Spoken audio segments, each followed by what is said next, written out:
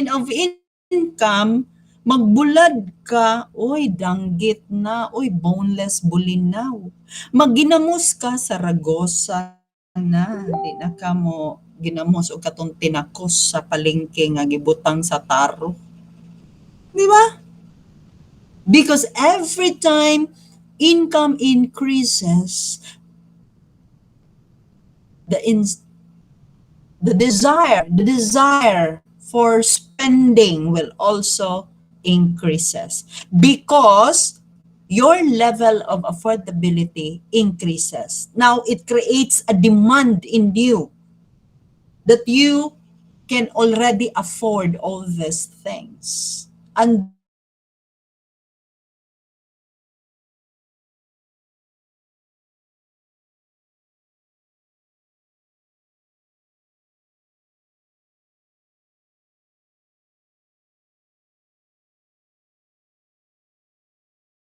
batones. Dako imong batones kay dako man kag sweldo, dako kag income. Pero your spending is also big, is also huge because you have this sense of level of affordability. Okay. Paano kumikita si OFW? OFW contributed to the economic flow because it gives income to the household even without labor. May income si household, di ba? Another thing is that kumikita si business sector. In what way? To the remittance charges, di ba? Banks.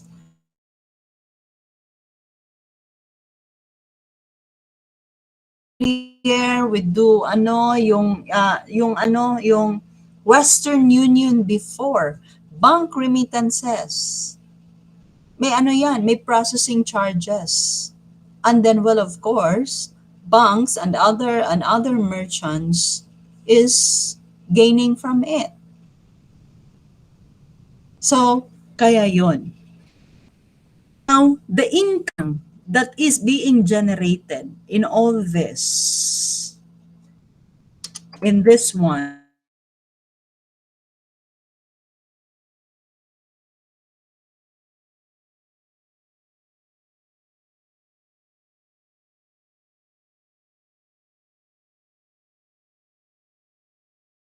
multinational corporation, it is owned by Malaysian citizen, mga American citizen that is from the Arab countries who are doing business here. The income that is being generated is what you call the gross domestic.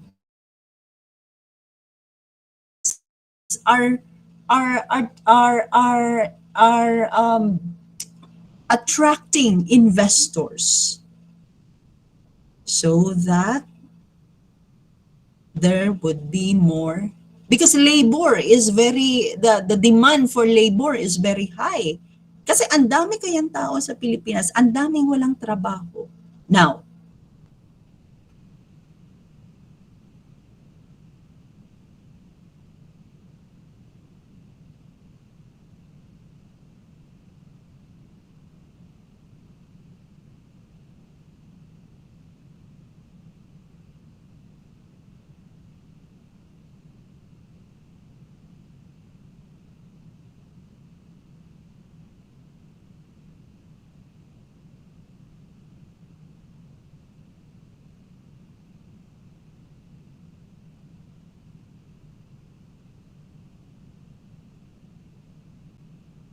ang gross domestic product.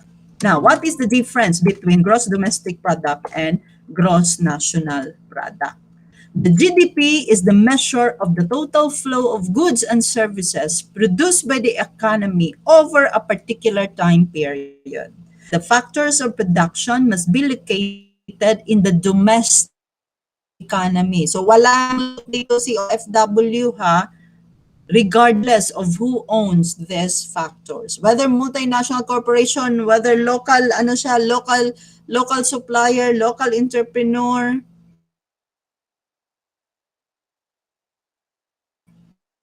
That is the reason why mga local products.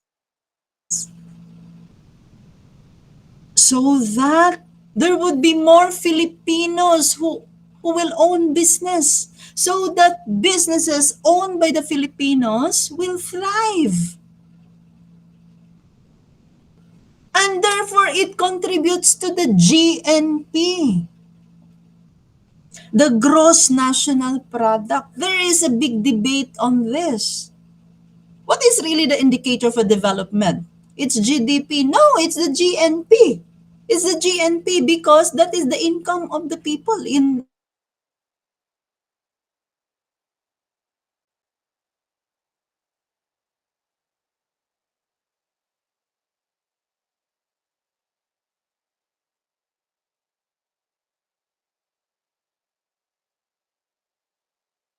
this includes production within and outside of the country under consideration. So, if the Malaysian company nag-invest dito sa Pilipinas, sa atin, ang benefit natin is that GDP. Di ba? Kuha nyo? Okay, GDP ang benefit sa atin. Kasi may domestic production. Ang benefit niya sa Malaysia is GNP. Because that income of that Malaysian national, regardless of wherever he is, as long as he is a national, a citizen of that particular country, dun ang income niya. And therefore,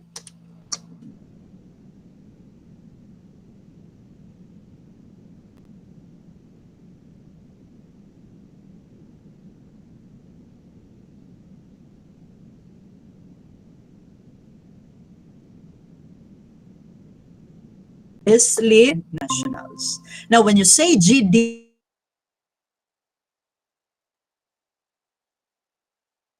Philippines ang territory natin, production lang yan sa Pilipinas. Foreigner ka man or locals. But when you say GNP, that is production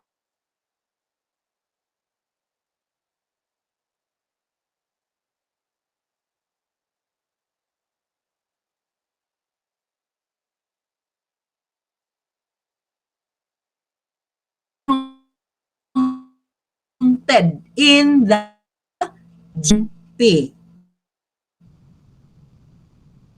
the gross national product.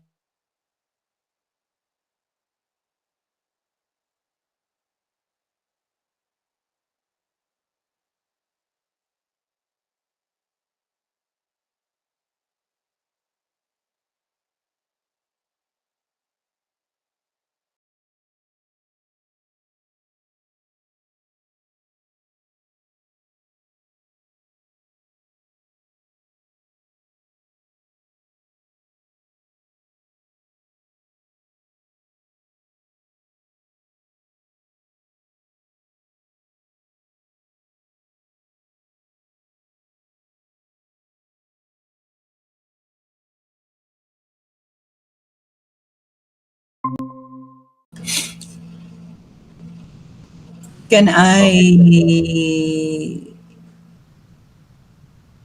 see your thumbs up? Sure mo na amoy nasabdan kay effort na baya kay ko gayaw-yaw diri maski wala feeling ako koy kasturya. Sige, any comments, questions? Sige, very upod mo. Ay, aron kuan pod. Bindot po atong discussion. Clear sa kwada.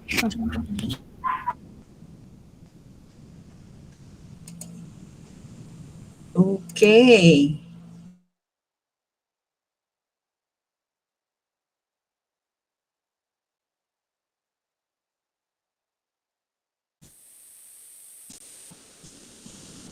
Okay. Sige, so kato lang ha. I am just sharing it para at least pareho tayo ng frequency in terms of how we analyze things. So napaunta ko isa ka lecture basig ma-preempt na ko ang presentation ni Grisel.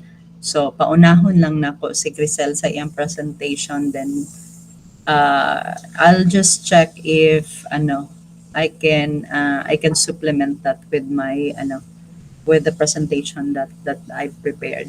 Okay? So questions? Any reactions or whatever? Sige. I will be asking your realizations and reflections. Sige, we'll start with Joanne. Hello. Joanne, di ba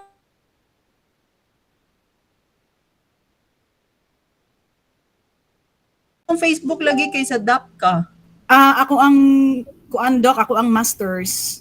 Okay. MTM Rural Depth sa Abi ko connected ka sa DAP. Oo, kami ni Kokoy. Dili doc sa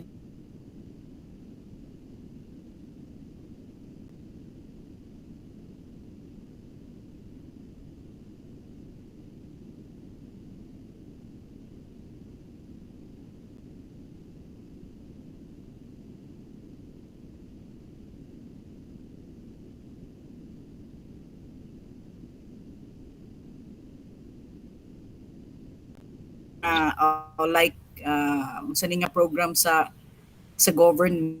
Yes. Nga. Kwarta gyud ang ihatag.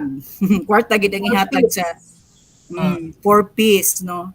So ang understanding na ko ana sa una nga, why is it that the government should parang tolerate ba nga always unta na pero na ako'y mga efforts nga cash for work nga na ba murag si government ang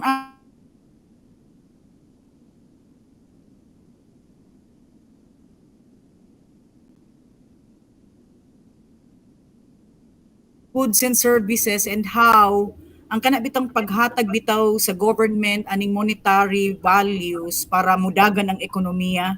So dito na ko nasabtan nga kinahanglan gyud di ay nga i-keep sa government nga i-pump na siya to keep the economy going. So intervention gyud ay ni siya to keep the economic activity of the country nga magdagan gyud. So as you were explaining kining GDP and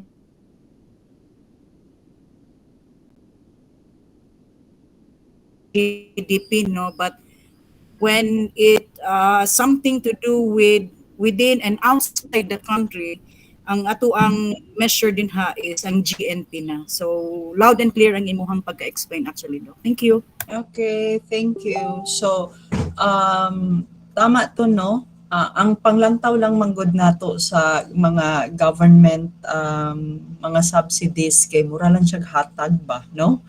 Ana lang ang ato ang first nga panglantaw ba. Hatag lang gid siya. But you know what? What is the indirect effect of that is it fuels the economic flow to continue flowing, to continue working. Kay there are unspent money by the government nga it's just in the government coffers. Wala na hilabtan ba?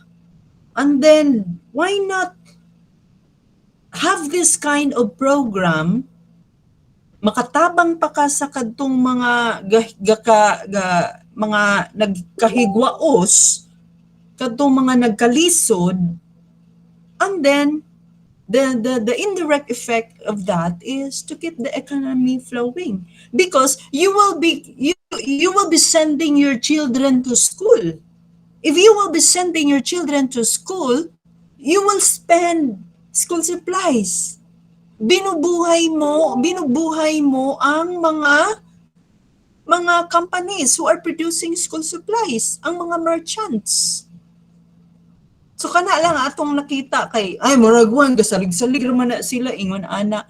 But at least no, I'm happy that you have that kind of kanang realization para when we do comment is dili lang pag mabaw ra kaayo ta mo comment nga superficial lang, at least we know how things are being how things are working, and then how the government, at least we can understand the actions of the government in such a way.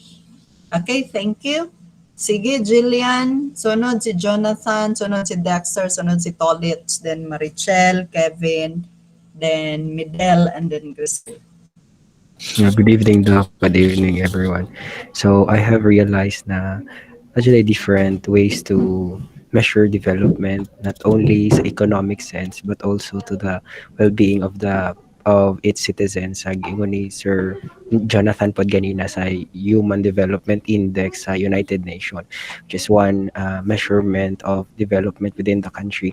And with regards to the GNP and the GDP, kanang nakasabot na jud ko sa ilahang difference jud because dati sa college pag ginatudlo na unsay kalahian ako ra jud matubag kay ang D ug ang N ra jud ang maglahi sa ilahang duha, pero at least karon kay kabalo na jud ko sa conceptual difference between the two.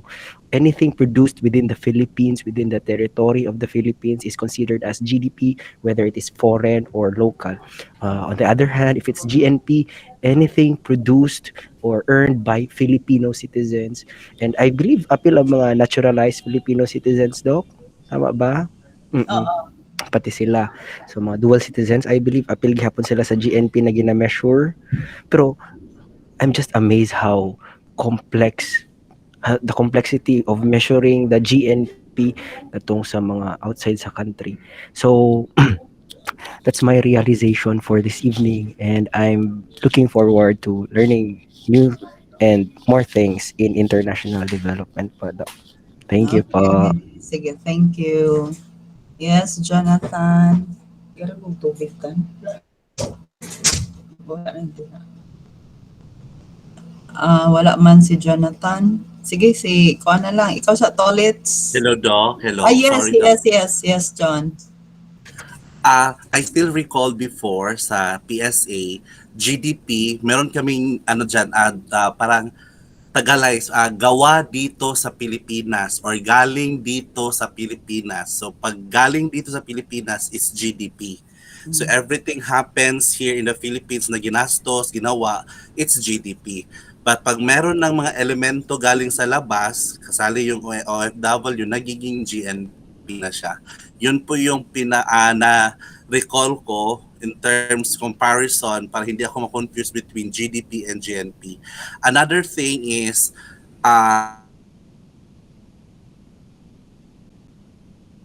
if you will observe po, malaki nga yung ginastos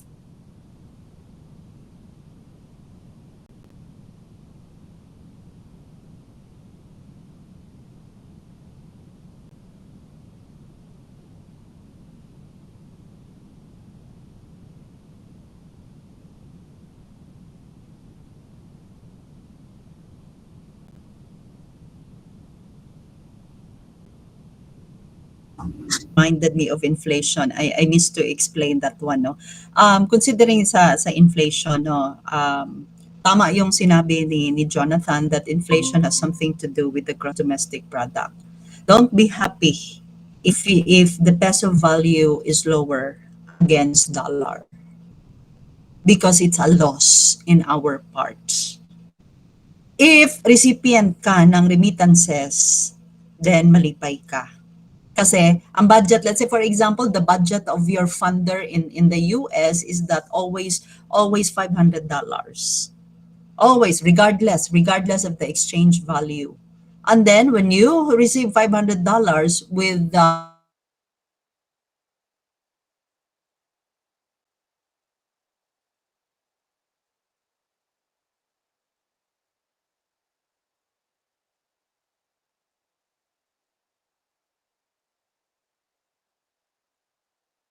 producer of something, and then our raw materials are being exported.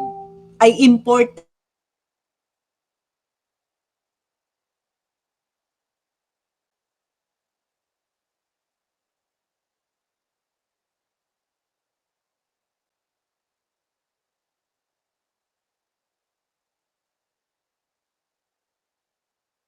materials is magiging 650,000 na. So, take note of the difference. 150,000. And that would be added in the cost of production. In the cost of production, then how much is the total cost of production? Then pila ang retail value ani, it will increase, the prices will increase. Kuha nyo?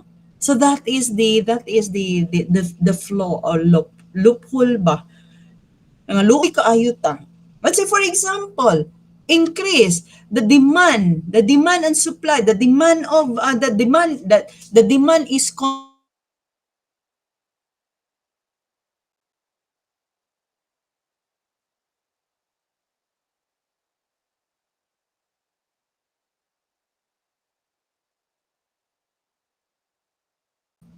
then take note of our gas now. And then the government, in order to maintain that equilibrium in our economic flow, the government is subsidizing for that oil. Kay para dili lang mo increase ang oil nato, dili lang ta mag-oil price hike. It's because pag mag-oil price hike, it will create a domino effect in all the prices of our commodities. And it will never, and if there is a rollback price, those prices that have already increases will never fall, will never decrease again. Di ba nakuha nato? So, yun ang kanang mga problema, mga good realidad. Sige, thank you for reminding me about inflation, John. Yes, Dexter? Hello, Doc. Diri lang ko sa akong cellphone, Doc, kung moriginay, kaya ako ang laptop, no? But anyway, Okay. based sa ako ang reflection, di lang ako mo, sa macro, sa macroeconomics mo, lead lang ko sa agency kung asa ko nagtutok karon sa akong pagpanarba ako sa DepEd, no? So, na-realize na po, Doc, na ang GDP o GNP have important to facilitate the needs of education, such as hiring teachers, provide quality educations. In fact, karon na ginatutukan karon sa ato ang bagong secretary na atong Vice President na i-refine or i-modify nila ang ato ang educational system para matutukan jud kung unsa jud ang nindot na na padulungan sa atong mga bata kung academically inclined ba sila, so or vocationally inclined ba sila, so unta matarong og cluster, no, makaka-create og tarong na policy ana para madugay-dugay pud ang pag-provide ana sa taga different government na kinsa tumo butang as president mo lahi na pod. Tapos nakita pod na ako dokunta ma-provide pod ang tarong na scholarship sa mga teachers. Well, in fact, daghan doon na hire sila sa public servant na teacher, pero to enhance unta sa quality education, wala kayo natutukan og maayo ang scholarship program. Do na aman siguro, pero dili kayo expose ang different naa sa field na. Okay, Then, that's the problem with DepEd, no? Kaya- Very very slim ang chances for for scholarship for opo, kanang kanang career development. ganito, professional development ang ginabuhat sa kanan. Then nakita po na ako sa karon, Doc, no, kay do nag-change man ta from pandemic to regular and normal na educational system. Ang ginagamit karon, honestly speaking, ang problema na mo karon is ang libro. Kay katong mga previous na mga books na mo kay nangawagtang na, nangawala na, kay itong nabahaan, kanang mga different scenarios sa mga certain factors na ato i-consider. Then katong mga modules na mga ipang-provide sa una, ipambaligya na Dok. Sige, mao siguro na, no, diha siguro gastoso ni Inday Sara ang iyahang confidential fund. Unta. Isa Igit, ko na Dok. igit kay ning confidential fund, no, mura man kaloko. So, mo na ako, dito na ako gikuan na, asa kaya siya ma-relate no ang GNP o GDP, no? So, murag, dito siguro na, I don't know if kuan, It's or in the it's in the budget allocation. kaya nga I po. guess what is needed in the DepEd is not the budget allocation. It's the restructuring, Kaya the nga po. organizational restructuring, and then the change the changing of the kind of cultural practices. Kaya Yung organizational culture ng DepEd, kasi I find it that DepEd teachers have no work-life balance, no? Kaya nga po Dok, kay And take note, you are teaching, let's say especially for those in the primary, di ba, primary education, niya dili kayo motivated, sus niya unsa may ganahan mo tudloan ng mga bata kung hago na kaayo ka, di ba? yes Dok. Then napa akong kwento ko tong mga issues pa nag-underlie karon sa mga situation like atong service credits o kanang vacation leaves sa mga teachers. Well, in fact, admitted do si Vice President na even sa central office, wa sila nagkasanibtanay na in fact dapat matutukan nila na magani karon gi-emphasize jud ni Vice President nato na katong 30 days leave jud na wala jud mga mga seminars kay kanang usually maguddo ka ng summer vacations gina-attach na ng mga seminars, and well, in fact, of course, kung magbakasyon ta ang teacher, makatadungan kung tourism na mga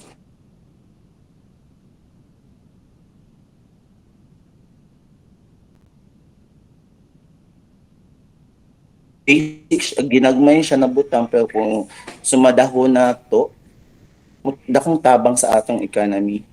Sige, so Sarah has still a lot of things to do with DepEd. So hopefully DepEd can be refined, can be enhanced before her term ends.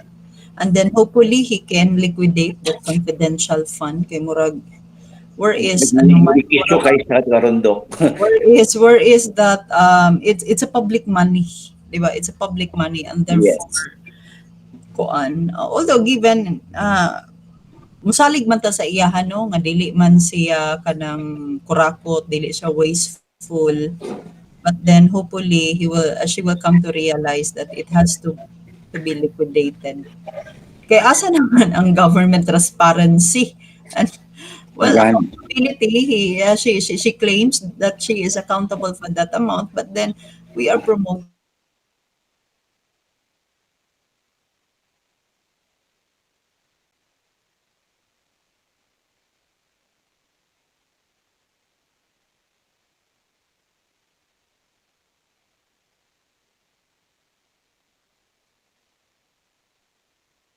influence and demand for production from businesses, and those na sila indirect contribution to the GDP.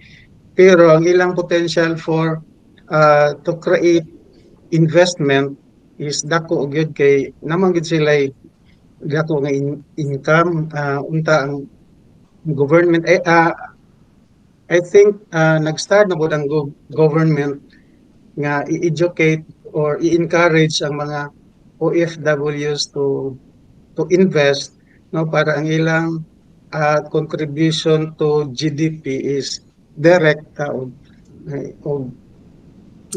gyud in reality gyud dako gyud ang ilang potential sa GDP nato.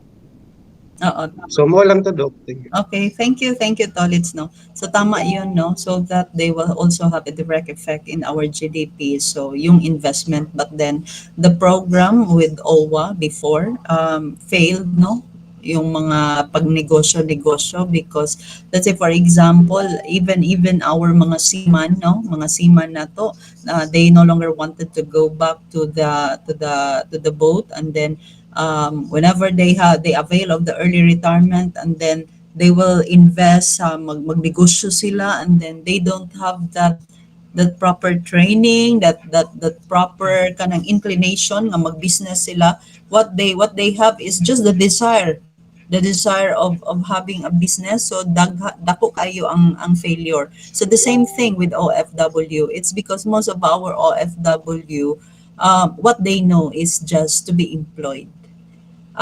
Gamay ra ang percentage sa ilaha nga magtigom kay para magnegosyo. And then being an entrepreneur requires skill, and they don't have that skill. They haven't developed that skill for so long because they had been working in kanang foreign companies nga ingon ana.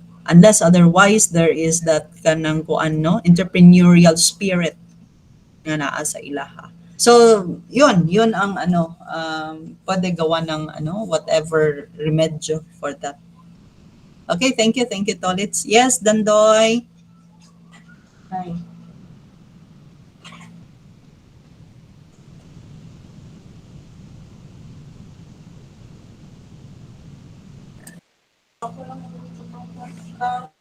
Yes, Marichel. Asa na si Marichel? Nagluto na siguro ni. Sige, Kevin, ikaw sa. Wapod. Sige, Grisel, ikaw na. Yes, ma'am. Good afternoon. Good afternoon, classmates. Sorry. Sige, go, Grisel. Sige na. Yes, Doc, no? Ang sa akin lang is take ko siguro this afternoon is about yung GD